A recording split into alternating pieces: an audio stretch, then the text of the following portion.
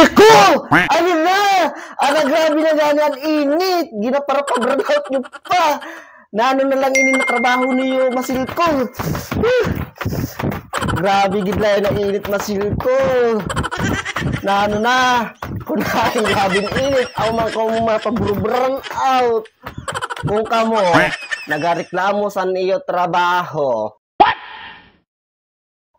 Mas lalo kami nagareklamo sa iyo trabaho. Gago! Kaya ang iyo trabaho, patay sindi. Pwede na. Nano na lang kita ini sa Masbati. Kay puro na lang gid burn out. Tapos pag oras ang bayadan, kamo na mga taga Masilko kamo, ha? Imbis na makatipid kami sa among bayadan o makaminos-minos, kay permi burn out. Gago! Ano kay grabe ang amon dako sa bayadan? Ay, namasil ko kamo, anak kamo san iyo tipaklong. Ha?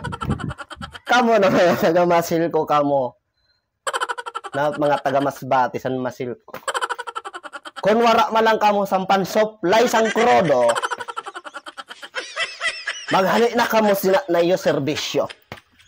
Kay mabakal lala kami san solar. Solar na battery. Solar na ang init na ang bagang plato. Tag solar na electric fan. Kay amo na lang ang amon gagamiton para makatipid kami. Kamo na mga taga Masilko kamo. Nakita ko ganina sa inyo speeds ko. Nagpost pa kamo. Nagareklamo pa kamo.